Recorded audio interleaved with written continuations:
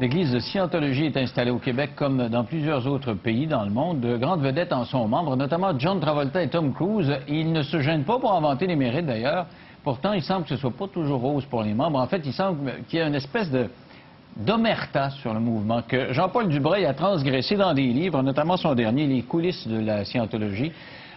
Il a amené sa femme et ses enfants dans ce mouvement-là, mais sa famille ne l'a pas suivi quand il a décidé de sortir. Alors, elle ne lui parle plus. C'est un drame pour Jean-Paul Dubreuil qui est avec nous. Bonsoir, M. Dubreuil. Bonsoir, Denis. Alors, expliquons d'abord comment vous êtes entré là-dedans, vous, et quand.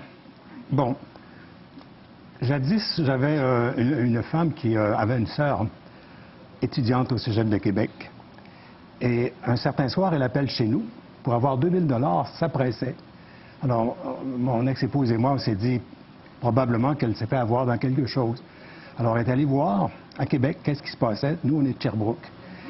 Et en arrivant là-bas, elle est tombée sur l'Église de Scientologie. Là, il n'était plus question du 2000 $. Elle est revenue avec un livre, La Dianétique, Sciences modernes du mental. Et pour elle, il y avait seulement que ça de vrai. Ça lui a pris quand même 2 ans de me convaincre que c'était une bonne chose, parce que moi, j'ai passé à peu près 20 ans à travailler dans les hôpitaux, à voir revenir des malades un petit peu plus malades d'une année à l'autre. Et avec cette technique de thérapie-là, j'avais vraiment l'impression qu'on pouvait inverser le mouvement de spirale descendante de la vie humaine, si vous voulez. Donc, vous avez l'impression qu'on vous avait enseigné dans les livres de Scientologie une façon d'aider les gens. Effectivement, et j'étais persuadé que c'était une très bonne façon, jusqu'au moment où, après avoir tout vendu ce que j'avais et être allé à Toronto avec mes enfants, au bout de 6 mois, moi, j'étais plus capable, parce que là-bas, pas question de penser par soi-même. Tout est écrit par le gourou et il faut le suivre à la lettre. Sinon, c'est une sorte de goulag dans lequel on est forcé d'aller, qui s'appelle le Retread Project Force, en bon français. Expliquez-moi comment ça se passe. À partir du moment où vous acceptez d'embarquer là-dedans, est-ce qu'il y a un baptême, est-ce qu'il y a une cérémonie initiatique qui fait en sorte qu'on dit oui, t'es avec nous autres? Oui. D'abord, quand on arrive à Toronto, on teste notre capacité à améliorer nos performances au travail. On nous fait laver les planchers, la vaisselle, les murs, et soirée le lunch pour les gradués, etc. Puis il faut qu'on soit capable d'améliorer nos capacités. Ils appellent ça le APF, le State Project Force. C'est un genre de noviciat qui, quand tu as terminé ça, eh bien, tu reçois ton uniforme. On est costumés comme des marins. Parce que l'organisme... Il y a un uniforme. Un uniforme de marin, parce que là-dedans, l'organisme qui dirige l'entreprise de Scientologie, c'est mené comme un corps de marine. La raison en est que M. Hubbard, le fondateur de tout ça, à un certain moment donné, a vécu sur des bateaux dans des eaux hors territoriales, probablement parce qu'il était à peu près persona non grata un peu partout à travers le monde. Mais votre uniforme, vous devez le porter au moment du stage en formation. Après ça, quand vous retournez chez vous, vous habillez normalement, non? Quand on est rendu à Toronto, on est 24 heures sur 24 membres de la CIOG et en devoir. Okay. On a pu à penser par soi-même. M. Hubbard a écrit tout ce qu'il faut faire, y compris comment laver les planchers. Donnez-moi un exemple, comment ça se lave un plancher, scientologiquement parlant? Oui, vous pouvez être criminel si vous ne savez pas bien laver les planchers. Il s'agit de laver, quand vous lavez un corridor, il faut faire un côté à la fois et mettre une pancarte wet floor, en bon français, à chaque bout. Si vous lavez le corridor à largeur, il peut arriver quelqu'un qui glisse, se pète le crâne sur le bord d'un cadre et se tue.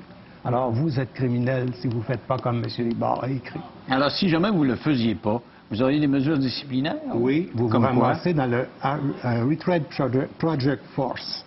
Parce que quand vous êtes membre de la CIOG, vous devez d'abord suivre des cours à la Hubbard pendant 3 heures par jour.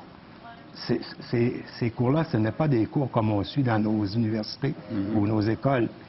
C'est des cours que vous suivez uniquement seul, avec un paragraphe à étudier à la fois et qui est vérifié au détecteur de mensonges après chacun des paragraphes pour vous assurer que vous avez parfaitement intégré ce qui est écrit là. Donnez-moi un exemple de paragraphe. Là. Bon, par exemple, reprenons la simple histoire du lavage de plancher. Quand M. Hubbard a écrit ça, eh bien, il y avait des étapes à suivre. Alors, vous prenez votre feuille, vous lisez. Bon, d'abord, prendre un seau et Que vous suivez le protocole, là? Vous suivez le protocole. Mais c'est quoi le détecteur de mensonges? Qu'est-ce qu'il vient faire là-dedans? C'est que Ron Hubbard a inventé aussi un genre de petit c'est un ohmmètre ultrasensible qui mesure le courant qui passe dans un corps. Et ce courant-là, en principe, devrait varier selon l'émotion qu'on a. C'est le principe du détecteur de mensonges, mais très simplifié. Ils appellent ça, eux autres, un électromètre en français, puis un e-meter en anglais. Mais ça, le but, c'est de savoir si vous avez bien assimilé ce qu'on vous a montré. Exact. Si vous êtes d'accord avec ce qui est écrit là, l'aiguille va du bon bord. Et puis, on vous donne la permission de continuer dans le texte. Ce qui fait que, quand vous avez fini d'étudier un texte, vous pensez exactement comme le texte. Si ce n'est pas du lavage de cerveau, ça y ressemble beaucoup. Mais quel domaine de la vie? Je me souviens d'avoir fait un débat quand la femme de Tom Cruise a accouché, on avait dit qu'il fallait qu'elle crie, etc. Il y a quelqu'un de l'église scientologique qui m'avait expliqué comment il fallait crier, etc. Est-ce que c'est dans tous les domaines de la vie, il y a des prescriptions comme ça? À peu près partout, oui. Et vous devez les accepter partout? Exactement. Et ça dure combien de temps, ce stage-là, à Toronto? Ça dépend de la dureté du